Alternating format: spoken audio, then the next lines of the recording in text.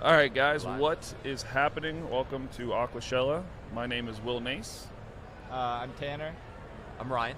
So we are, well, you're more of a fish keeper than all of us, or the two of us. But so we kind of wanted to come on here, introduce ourselves a little bit, and talk to you guys morely about paludariums and vivariums for either, I mean, you keep fish in paludariums, but for reptiles, because I think it's a very growing hobby, especially with the fish hobby. I've learned a lot being here at Aquashellas already. So and I think just like moving forward, there's going to be a lot more of an overlap between reptile, amphibian keeping, and fish keeping, and sort of combining the aquatic and terrestrial sides of the hobbies.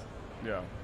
Do you have anything input? Yeah, no, I think you're doing a great job of it. I mean, Tanner built a lot of enclosures online, and then Will, obviously, you're bringing that more into like the venomous and more of the keeper side of things when it comes to reptiles, and I think you both are doing a great job influencing people. I mean, you've done it for me. I've shifted a lot of my focus from just stagnant, typical reptile enclosures to now more bioactive and more of a visually appealing cage for both me and the animals. Yeah.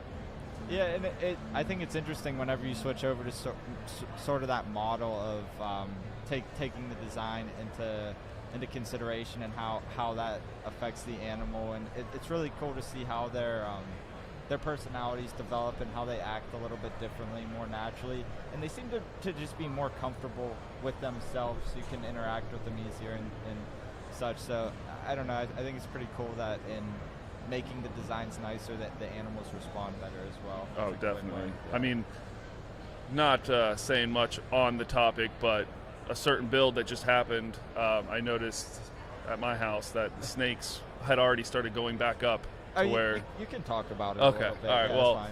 So Tanner did a build at my house I was pretty excited about. I've been holding off touching this cage, obviously, because we've been planning this for quite some time. Yeah, probably since last Aquashella on. Good 8 months or so. Yeah, and as soon as we put the snakes back in there, they went from usually being on the ground most of the time to being up in the foliage and on the branches and stuff like that. I mean, they're a tree viper, but it's a species that particularly likes to be on the ground for the most part, but they all went up. They're all excited about it, and I was like, this is awesome. Yeah, and that's one thing we've talked about too, just keeping this specific viper, which I keep too. We've always been kind of going back and forth, like, yeah, they're tree vipers, but they're never in the trees. So that enclosure definitely, it's exciting to see the behavioral shift from just a little bit of change. I would be curious to see how they act in the wild, because it could, I mean, perhaps we haven't been keeping them correctly if they were spending so much time on the ground. I mean, I don't know. You could maybe loosely make that argument, but that it's certainly something to consider. Maybe. No, it definitely is, because I mean, so I'm pretty sure they were some of the first snakes I ever built a vivarium for. So one of the very first ones I ever did, whatever it was, 3 years ago now. Yeah. And they did go up for a while, and then obviously in 3 years a lot has changed. I've learned a lot more, done a lot more. Mm-hmm. But yeah, that first cage, they did go up quite a bit, but then they still went back down to the ground. Yeah. So, have you guys noticed an animal that or like a species that you've built bioactive or these enclosures for that have really benefited the most from it, where it's like an immediate like personality change? I haven't seen it personally, but my assistant Nate, who you met, we did a bearded dragon setup for him, and previously it was in kind of a more sterile setup with like a little hammock, your standard bearded dragon setup, if you will. And we redid it with like a faux rock background that has a really nice heat spot where it can heat up and get that belly heat for them, and it has sort of semi-arboreal areas since they like to climb and do those different things. And he said that the dragon seems a lot more alert. It's more interested in what he's doing and interacting with him as well. And so I would say that's definitely a pretty good little shift. Like, and that's good too, because bearded dragons are widely regarded as one of the best like beginner reptiles, and especially if that's kind of what we're touching on today. Yeah. I mean, being able to commingle the both of them and make those. I mean, I've heard horror stories of like leopard geckos, people doing bioactive for leopard geckos, and they either eat the plants, destroy the plants. Ball pythons, a lot of people, I get so many requests to do, I'm sure you do too, to do a ball python vivarium, but the fact of the matter is they're a heavy body snake and they crush things. Yeah, I mean, you could set. It's definitely something that you could do, but whenever you work with the larger body animals, you have to go with a larger enclosure because you need to use more robust plants. Yep. And a lot of people don't have that space, so it makes it more challenging. Yeah, but no, definitely. I mean, that'd be an interesting build, though. You almost do like a termite or termite mound inside there, like if they're found in Africa. Yeah, that'd be kind of cool. Tanner's like, challenge accepted. Yeah. I have some I have a lot of really cool ideas in mind that I could talk to you guys about off camera. I don't really like to talk about things in advance, but I also noticed, like, with my crested geckos, I adopted a crested gecko and I adopted a gargoyle gecko, and both of them came from not very not the best environments, kind of standard enclosures, if you will. And Henry, my crested gecko, when I moved him into bioactive, which was like 8 years ago or whatever, he over time I see how he acts, how he interacts with everything, how he interacts with me.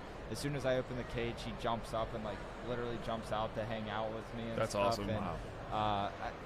I don't know, every animal that I make more naturalistic enclosures for, I just see they seem to respond to me better. Yeah, well, that's good. I mean, our animals we can't necessarily interact with in a way like that, but it's a little more challenging. Yeah, it's a little bit more challenging, and that's one thing I've always, I want to do the bigger. Not off topic here, but I want to do the bigger venomous stuff. But it's like their output is so large that it's like you're still gonna have to take it out. You can't leave stuff in there like you can with the smaller tree vipers. So it's kind of hard. But Unless I mean, you just again, do a whole room. Yeah, right. Yeah. That would be. Magnify that cave. Yeah, that's what. And as you're talking, and as you started saying that, made me think about it again. I just feel like you would just need an extremely large space. Yeah, with like a walk-in 3-foot deep enclosures. substrate. Yeah. So you could just pack that thing full of different bugs. Yeah. One day. You'd probably still have to spot clean though. Yeah. That'd be a fun build, though. You do like a 10 by 15 foot room just bioactive. Right. That's kind of what Chandler's gonna do? Is he doing something kind of like that? Well, I mean, we'll see. Yeah. I mean, time will tell. I guess so. I don't know. It'll be a spicy meatball, I guess. Yeah, right. But I mean, even doing the paludariums and stuff for the fish with the reptiles, as long as the reptiles don't eat them. But I mean, I just did that moss wall paludarium, and I had no intentions on putting fish in there, but I probably could put like one neon tetra in there. How deep is the No, water? I'm just kidding. I couldn't was put gonna anything in there. I feel like there's no water at all. No, I couldn't put anything in there. But I mean, for example, my big paludarium that is here at the show, I built that for a certain tree viper, and I mean, until recently, I'm pretty sure I was the only one that was able to keep those tree vipers alive in captivity, and all the ones that came in.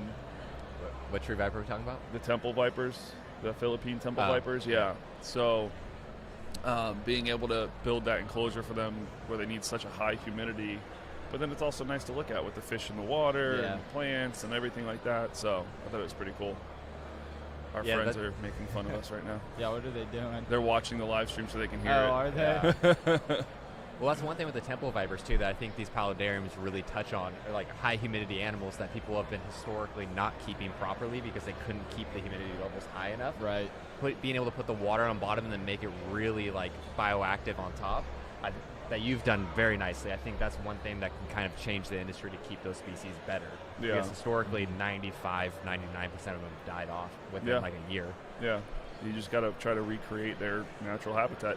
But then again, there is downfalls too. Like you learned with green mambas. Yeah. We didn't know this. He had gotten some green mambas before I did. And as babies, they rub their face a lot. And the different materials, I don't know, what did you use on the walls on that one? So that was peat moss? Peat moss, yeah. So peat moss. They got mouth infections. Yeah, they got mouth infections from rubbing on the peat moss so much. It was just getting like wedged in their mouth. Yeah, I typically don't even use peat moss because it's so fine. Yeah. It's probably kind of what it was. Between that what would you use on the side then? I mean, I guess it depends. Like lately, we've kind of been doing the dry log stuff, but you could do cork, like one of the cork flats. Yeah, I've used those in the fancy pan enclosure. Remember the cork flats I have, and then I have the tree fern fiber is also good. Tree fern fiber, yeah. I like the way it looks, but I feel like no matter how much you rinse it off, it always falls off. Like, not all of it, but a lot of it, no matter, like, over time, like, there's some still falling off of my crested gecko enclosure. Yeah, ideally you want to get a good mass of plants to grow on it so the root structures and things kind of hold it together. Yeah. Maybe that's where I messed up. I don't think I put much rooting or much vining plants in there. Mm-hmm. Like, get some nice aeroid vines and stuff like that. So when are you moving down to Florida? Probably never, but I'd love to. Well, come on, then He's you can start building more outside stuff. We're trying. The idea here is to get Tanner to Florida, so he has to stop building stuff in his basement, and we can get him to open up a giant warehouse. Well, see, that's what's relatable, though. Not all of us live down in paradise. Most of us have winter and stuff. Listen, sometimes the 150-degree weather is not paradise for people that aren't from Florida. Dude, when I came down here with Kenan last year, he's like, dude, the summer's brutal or whatever. I loved it. Yeah, it didn't bother me. Him and I, we were working out in the heat, doing all kinds of stuff. No big deal at all. Yeah. Was it windy that day? No, not at all. No? Oh, interesting. Yeah, it's not too bad. I got really tan. It's nice. I did even just coming down for a couple of days, which is good. Yeah, you're a little tanner than you were when you got to my house on Wednesday. Uh-huh. Yeah. I feel good. Tanner's a little Tanner. Yeah. You caught that, huh? Tanner, where are you from right now? Pittsburgh, Pennsylvania. Oh, okay, yeah. Yeah. So. It's probably 20 degrees up there right now. Yeah, I think you said it was 17 when you left to come to my house on Wednesday. No, not then. When we were talking about the collaboration, I was in the garage, and you were like, dude, you're in bare feet. I'm like, yeah, and it's 16 degrees. Yeah, in his garage. Jeez. I was like, I think that might be... no, because when I was up at Bar Checks, I mean, it was 20-something, and I was still barefoot, but... I don't know if they get as cold as we do, but they get more snow than we do. Yeah. Well, he's a little bit more north than you. That's another thing. He wants us to come out there and build some stuff for him. At some point, yeah. Yeah. He was here yesterday briefly talking to me about it. He's like, I got to get you guys out there. So that'll be a fun build, especially if when he expands his zoo. Yeah, is that going to be like more of a reptile side then, or more of like a fish side? Like scape it? No, he's doing, well, yeah, I didn't even think about that. He's doing aquariums upstairs, which I thought would be really cool. But he's got a New Caledonia room. That's basically what I based my Viper room off of, or my living room, I should say, of the snake house. Is off what he just recently had done. We've got a question for you guys. Furlow was wondering, or he would like to see more aquatic reptile like combos. Now, Will, you have one in your booth. Yes, I do. You want to talk about anything like that? So, I mean, I noticed that a lot of reptile paludariums don't have a big water section. I built that particular one just so I could. So basically, I can't remember the size of the gallon, but I wanted to be able to put some awesome fish underneath the snakes. It's a custom aquariums amphibious tank, but I actually, as the land portion of it, I only used a 10-gallon tank, so I could put the plants in and stuff like that, and then the rest of it's all a giant fish tank. Right now, there is a caiman in there. There's a Cuviersdorf caiman in there, but then we just threw a bunch of neon tetras in there too, because they come from the same area as the caimans. But when I get that back home and I set it back up, I'm going to put some better fish in there. Not saying the tetras aren't awesome. I do love myself some neon tetras. But no, I'm definitely going to, because previously in that tank with those tree vipers, I mean, I had put some baby arowanas in there until they got a little too big for it, and then I took them out. I've had baby peacock bass in there, some clown loaches. What else? I've had quite a few different stuff in there. And one thing I think that people could do, like more like beginner level or not venomous, that I've been thinking about a lot, like a cage like you set up and then have like some fish in the paludarium, but then also like Amazon tree boas. They've been pretty underrated recently. Yeah, I could put an Amazon tree boa in there and they would thrive in there. Yeah, I think that'd be like a great centerpiece for like most people can keep like a 5 to 6 foot slender bodied boa and then a fish tank. Yeah, definitely. Mm-hmm. Is there any other questions, or does that answer the question? Well, yeah, I think that was great. Well, I will add it. Although they're considered difficult to keep and probably hard to find, the caiman lizard is a really good option for that, since they can see snails and stuff. Yeah, they're not going to bother the fish. No, they don't really bother the fish too much. The only issue I've heard a lot of people have with them is finding the right snails for them to eat. But I'm sure at this point now, there's probably enough people online selling them that would just ship them directly to your house. And So stuff a little for them. known fact, you can actually get them at like Asian markets. They eat them. Oh, And you really? can go there and get like. Because isn't it like the same one they make the escargot stuff out of, or something like that? I don't know, but when I worked with the cayman lizard probably 10 years ago, and we would go and get snails from like the local Asian market, and Yeah. it worked just fine. Interesting. The only thing is you need a really large enclosure. I mean, they get 4 to 5 foot long. Yeah. So. Yeah.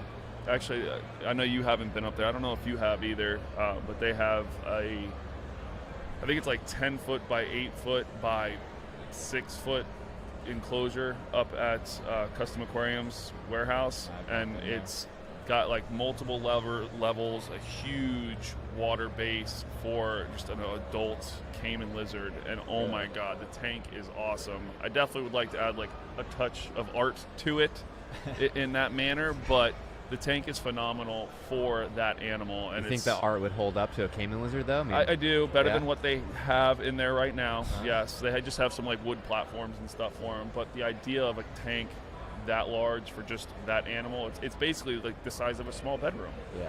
I mean, then and they get what, 3-4 feet with I the think tail they get- length. Yeah, 4. Yeah, 4. So the size or the fact that he's got a cage that big, he's got such a big water area to swim around in, and Yeah. I'm sure they have fish and stuff in there too. So Yeah, because they're like a tree tegu, basically. yeah, basically.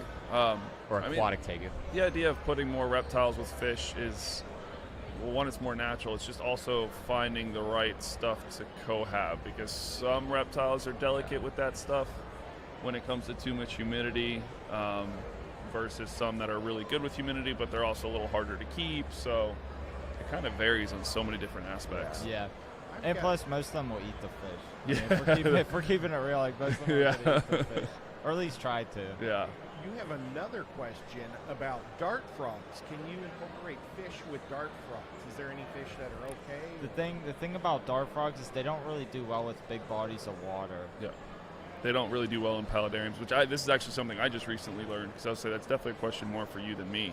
Yeah. And I don't know if how I much haven't you kept worked dart with dart frogs. Yeah, I haven't either. Summer, my wife has, but I was talking to another vivarium builder up in Canada recently when I did my last build, and I told him, I was building a little mini paludarium, and I was like, I'll probably just throw dart frogs or something in there, and he's like, no, don't do it. They don't do well in paludariums. And I was like, oh. I was like, I didn't know that. Yeah, it's like they're not good swimmers, and they also are prone to fungal infections. So like a lot of, like too much moisture is not ideal. Yeah. Okay. So yeah. Interesting. Is there a fish, or not a fish, a amphibian that would be safe to go with? Fire belly toad all day. Yeah. Some turtle species too. I mean, I'm pretty sure there's. I can't think of any off the top of my head, but I know there's some turtle species that won't really chase fish too much. So you can do, a paludarium for a turtle. Yeah. And do that. What else? I mean, of course, it's all based on the animal's temperament too. You always have that one-off turtle that could care less and just. Yeah, that's true. Yeah. But even salamanders. I've seen some amazing paludariums for salamanders, and people keep fish in there. I mean, they might try and eat them, but sometimes they don't. So Well, if you get a highly terrestrial salamander species, then you could do it. yeah, you could definitely do that. You just have to have land area with it. Yeah. So. Anything else? Any more Boys? questions? No. Now, there's a new snake out. Well, I mean, it's not new. It's new to me, and I'm very big rookie. I went with a buddy last week, a reptile show, and he bought 2 of these snakes that he has to feed guppies to. Was it an elephant trunk snake? Yeah, that's what I was gonna say. Yeah, I was thinking that. I'm not for sure, but It'd also be like how do garter you snakes. feel about these snakes that swim and can be in? I mean, garter snakes are obviously very beautiful snakes. You can get some snakes, you can't get them off fish. Other snakes you can. I mean, I've seen people feed water snakes, mice, things like that, frozen thawed stuff, no problem. But I mean, like the elephant trunk snakes, they have to eat fish. Yeah. Yeah, Like and you they get can't 6 get them foot off long them. too. Yeah, You they guys- get huge. Garter snakes, you can easily get them off fish. Those are probably some of the easier ones. But I mean, if it's a baby and that's what they're used to eating in the wild, you usually have to get them slowly off of what they're used to something that maybe they wouldn't be used to. It just takes a little time and patience, but I mean, anybody can do it. I mean, there's YouTube videos on it. Yeah. I mean, same principle for getting like king cobras off snakes or snake eaters off snakes to rodents. It's same thing. Same principle, just time, patience. That's about it. Right, here's another question. We have, what tank mates can go with vampire crabs? You don't have any, do you, vampire crabs? So that's something for some reason it's been popping up on my feed a lot of people building paludariums and vivariums for those. So I've been quite interested. I've never personally kept them, so I cannot truthfully answer that question. Likewise. Yeah. So that's a little difficult. But I mean, I'm sure there's people that have posted stuff like that before, but I don't want to answer that question and be wrong, so I'm sorry. Yeah. Okay. So I'll say I got a question for you, kind of similar to the vampire crab. I haven't seen them in like 10 years. Have you guys seen like mud skippers recently for like paludariums? Or yeah, they're pretty common. Really? Yeah, not down here. Yeah, I don't see them at all.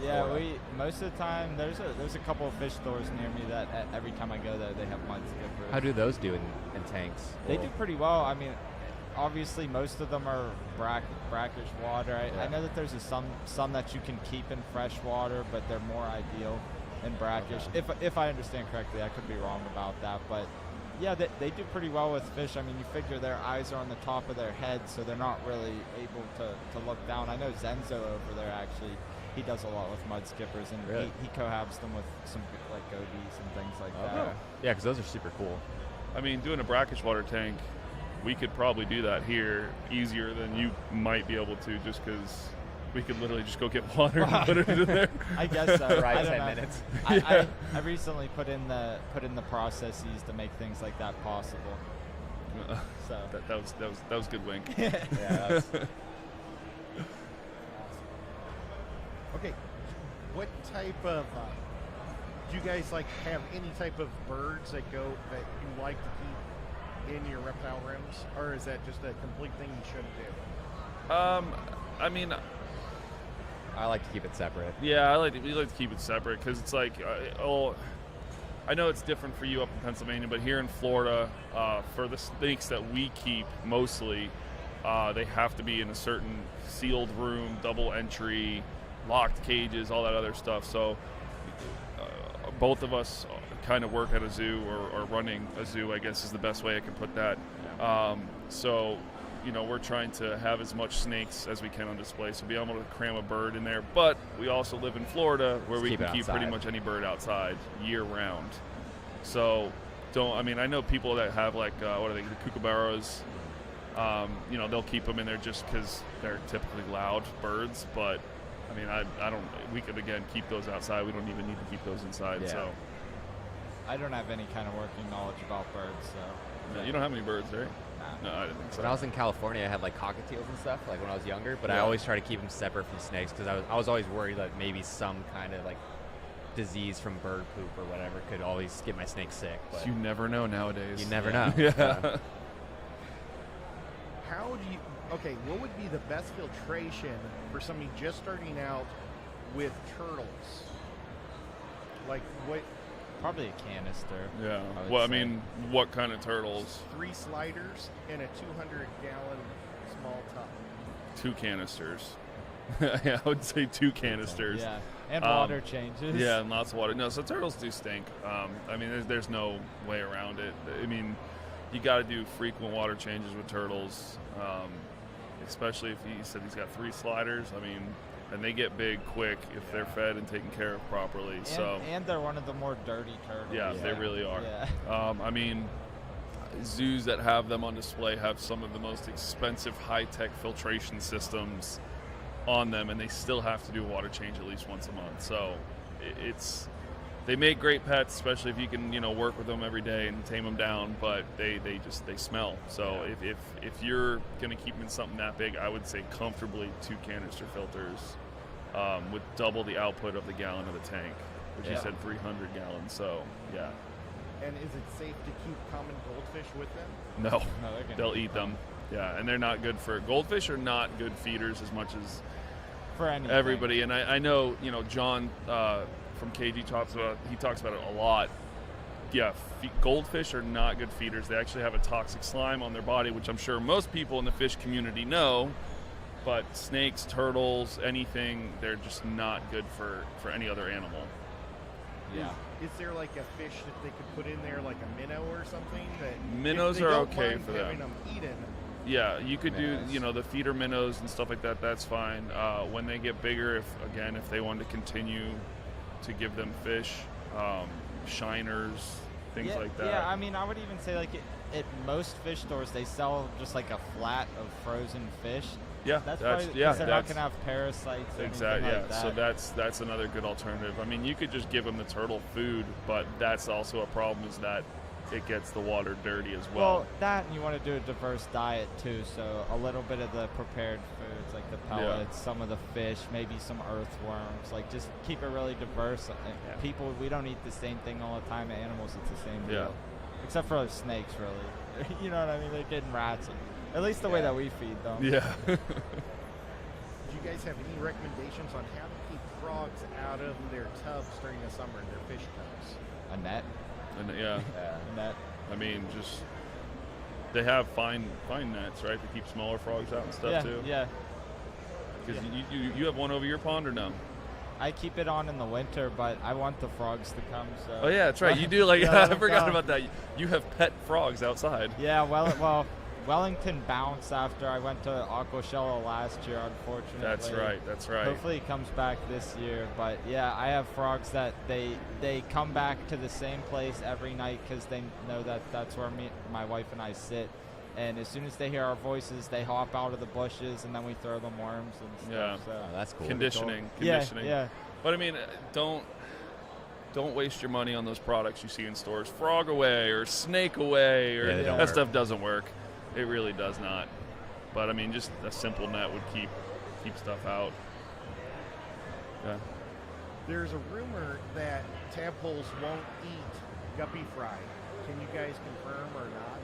I mean, majority of tadpoles, except for like the bufo toads, which cannibalize each other. Yeah. They're primarily eating algae, so I would say that they're not really eating any fish fry. Actually, who was it? Somebody was telling me that some species, and this was yesterday, somebody was telling me some species of tree frog or dart frog or something that they were very protein hungry. Was it you that was telling me that? Well, there's the ufaga, the egg eaters. I mean, they eat. Somebody was telling me that if the other eggs fall off like a leaf into the water, they'll eat them up in like seconds. And they're very protein driven. It might have been those guys over there. Are those guys over there? Yeah. I don't remember who it was, and I can't remember what species of frog it was, but I mean, most of them they'll eat algae though. I mean, yeah, and I think the Pac-Man frogs, I'm pretty sure they cannibalize each other as well. I don't know. I've never bred them. I've kept them. I've just never bred them. Yeah. But I actually had Tennessee tree frogs devour about 1,000 fry in one of my guppy tubs. The frogs themselves, though. Well, no, I believe it was the tadpole. Well, I thought they were cute, so I left them in all summer long. Then there was only adult guppies left. So I don't know. I could be wrong about everything I just said, but that's my working knowledge of it, I guess. I think it's just the tree frogs also. So could be. I'm with you. How do you guys feel about keeping poisonous snakes in the hobby? There's very few poisonous snakes. Yeah. But venomous. I knew one of you guys was going to say it, so I just let it. It's kind of a pet peeve to us. No, it's not bad. A lot of people don't know the difference, but there are some poisonous snakes though. If you eat there them, are. They are. toxic. But the proper term would be venomous. Is my camera not on? Nah, it's a goofy Canon thing. They only film for 29.52 seconds or minutes or whatever. Oh. Okay. Interesting. Okay, well. What was the question? How do we feel about venomous snakes in the hobby? Keeping them in the hobby, I mean. Well, we both do. Yeah, I mean, it's not, we've also had years of training. Yeah. So. Yeah, it's definitely not something you get into for your first snake. I mean. Yeah, no. I've been keeping venomous for the last 10 years, snakes for over 20 years, and Will even do the same. I mean, it's not, you don't play with, especially like the tree vipers and stuff particularly, you kind of just, I build them vivariums, and I leave them alone. I put them in there, let them do their business, and they look amazing, and that's pretty much it. I mean, and I'm not a venomous guy. I never will be. It's not my thing. But a lot of good research has come about, like regarding venom, its possible medicinal benefits outside of just anti-venom and things like that probably are only possible through people keeping them in the hobby. And so I would say it's probably a good thing, but insulin is from Gila monster venom. Right, yeah, and I don't know, perhaps there could be better regulation or laws, but you could say that about a lot of other stuff, so I don't know, I'll just say that loosely. Yeah. I think here in the state of Florida, we have a pretty good legal system regarding the permit system for venomous snakes, especially because I came from California where there was very strict permitting, where you could have 10 years and it'd be impossible to get a permit for a venomous snake, as compared to where you're at, like Pennsylvania, there's no rules. Oh no, you just go to a reptile show and they're just sitting on they're all just stacked up and they have red tape on them, so you know that they're venomous. So there's a wide spectrum throughout the U.S., but I think Florida's got a good working system now for the permits, and like you said, there's a lot of benefits, especially medical benefits, with venomous snakes and the venom properties. Like I know, Gila Monster does the insulin. Also, there's a peptide in black mamba venom that's 10 times more powerful than morphine without any addictive side effects. Yep. That still needs to be explored. There's a lot of stuff. There's so much more to come. I mean, again, a lot of people don't want to research these stuff, but hobbyists will just not even research it. They'll just discover it on themselves. I mean, not so much the stuff with the venom, but I mean, one of my biggest goals is breeding eastern diamondback rattlesnakes and re-releasing them in South Florida, because they're almost non-existent down there anymore. Yeah. So it's like there's populations in North Florida, but in South Florida, and it could be from the Burmese pythons eating their food source. You don't really know. Or just dividing up the land for development. Yeah, because I mean, there's so much development that's happening in South Florida now as well. So that's one of the projects I want to work on. I want to be able to have enough babies and then go to different areas of South Florida and release them. Obviously, nowhere near people. Yeah. And I know a lot of people are probably like, "Oh, only a good snake is a dead snake," but snakes are very good to have around, because if not, you're going to have a lot of rodents around. Yeah. I always tell people they're an indicator species too. Yeah. If they're around, you probably got rats or something, so let them do their thing. Oh, yeah. I say that online. People are like, "Oh, there's a corn snake in my yard. I'm going to kill it." I'm like, no, on the Nextdoor app or whatever. Yeah, I mean, unless you can confirm that it is a venomous snake and you don't want it around because of your dogs or children, it's completely understandable. Find somebody who can. My neighbors know me as the snake guy, and I'm not even really a snake You guy. have one snake. Yeah, I have one snake, and so I'll just go over there, get them. A lot of times I'll just put them in a bucket and release them somewhere in the woods where they won't come back. And something though is it true, because you were saying about the rattlesnakes, that if you move them, a lot of times they die because they localize to a specific area? If you move adults, yes. Okay. What I'm talking about doing is re-releasing fresh babies. Yeah. So they are going to be known for, they're only going to know that area. Gotcha. Adults, I have heard stories, even catching adults and bringing them to captivity. Yeah. Another keeper that I used to know, he bought 3 or 4 adult eastern diamondback rattlesnakes, couldn't get them to eat, and I'm like, dude, they're probably wild caught. Try feeding them. And he even tried frozen thawed rabbits, couldn't get them. I told him to try an actual rabbit alive. Sure enough, all 4 snakes ate after he chased the rabbit. Yeah. Again, it's just because they're not used to their new settings or new surroundings. Excuse me. But yeah, releasing babies that don't know anything else wouldn't really affect that. Cool.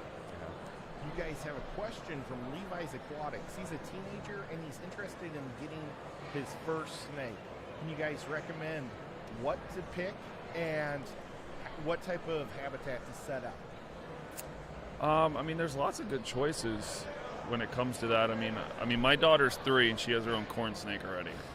Ball pythons are always a good starter. There's probably 10 species. It just depends on what kind of enclosure you have, what kind of space you have, what kind of temperatures your room is, and what you want to keep it at. There's basically, you pick out what kind of snake you like, and there's probably a beginner snake that fits that mold. Like you said, corn snakes, ball pythons. There's a few at samboas. It just depends on kind of what you're looking for. King snakes, maybe. Yeah. A lot of colubrids. and then you have pythons. You got a few. Yeah, I mean, it just depends. And if he wants to, if he would like to continue to ask more questions, by all means, I'm sure he can message any of us on Instagram, and we can help him out with that. I don't check my DMs. Oh, okay, well, I do. I try to help out, especially new people that want to get into the hobby. I really do enjoy helping people out with that. So tell him he can message me or even Ryan, and we can answer more questions for him if he's got on Instagram. That's awesome. Oh, he says that he has a 55 tank that he'd like to put it in. I mean, you can do that.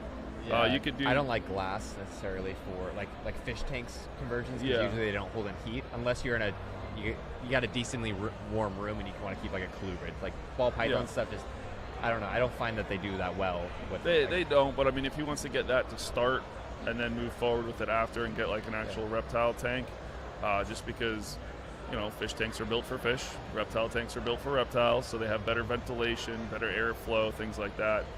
So it definitely, if you wanted to do that to start and then transfer over sooner than later, I mean, you could, or you could just wait until you get an actual reptile tank, because the animal will do a lot better at that point. There's a lot of good options like Zen habitats and different things. Like there's a lot of better, more economical options than like Exoterra or whatever. I mean, there's so many different reptile cages out on the market now. So, I mean, any local pet shop sells them. So he could just go there and pick out a cage and be set. Another thing to consider though with doing a glass enclosure is if you have like the foam rock backgrounds and stuff, that will help. Oh, 100%. Yeah, that'll help insulate it, but you also lose a lot of space, especially in a 55 gallon. You lose that depth with those backgrounds. Yeah, a good bit. He has 13 fish tanks in his room, and he's going to add this one. So I'm imagining he's doing it so his mother doesn't notice. Yeah. Okay. Is there a small snake that she won't also notice that's a good beginner snake? Oh, man. Gonna get us in trouble here. I mean, ball pythons can look like rocks sometimes. Corn snakes are very, very good at hiding. My honest opinion would be not to do it. Because then what's going to end up happening is she'll tell you to get rid of it, and then it will be one of those poor Craigslist animals. Yeah, so that's very true. Where does, get approval. Yeah, I mean, it's because it's like, where's he going to get it from too? He can't probably just walk into a store and just buy one. Well, no, he said he's 16. He probably could, but. Well, actually, I don't know. How old are you, Levi? He's a teenager.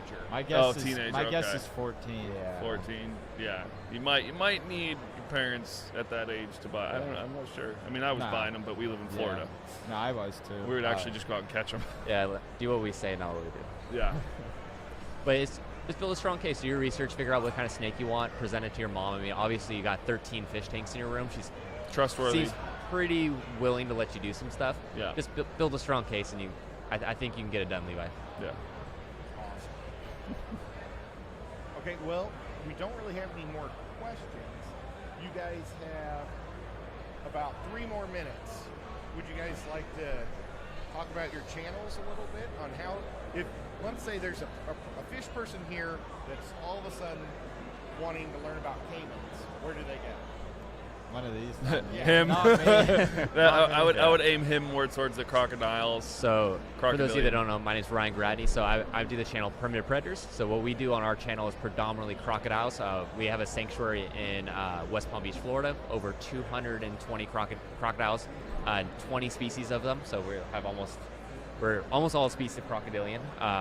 We're building a large sanctuary, and we also do venomous snakes. So if you want to learn more about that, come check out my channel. And then you got predominantly venomous snakes and some mammals as well. Yeah, I do mostly venomous, and then we have all the mammals we take in. So we're actually building, me and my wife started a nonprofit zoo, which we're currently building, and that's pretty much the direction of my channel right now, is a lot of building the enclosures, the day-to-day basis of running the zoo and a facility.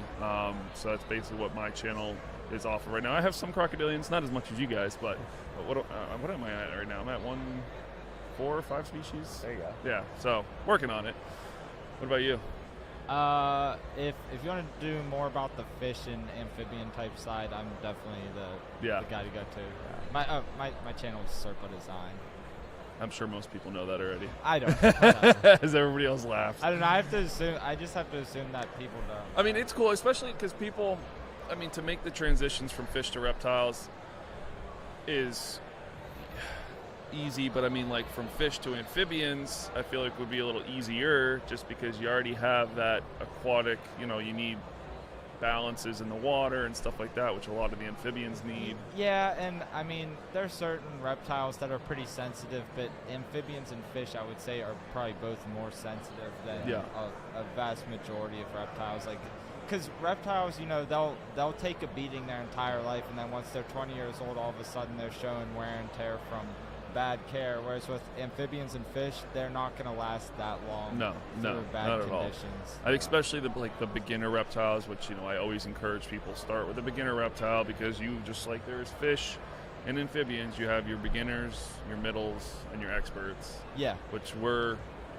not like experts, but we're at that stage of we're keeping expert reptiles. So. Sure. The venomous isn't for anybody beginning. Expert. Expert. The ones you just can't make a lot of mistakes on, or any mistakes. Yeah, you can't afford to make mistakes. Even with crocodilians, so that's still an expert level animal. Huh? We got that 15-footer, you make a mistake and it's just like getting bit by a thanks, mamba. Buddy.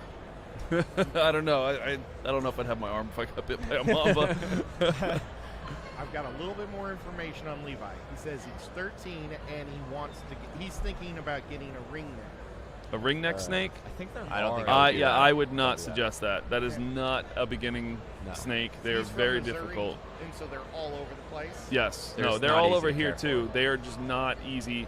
As a matter of fact, I don't know anybody that has kept them successfully in the reptile industry. I wanted to try.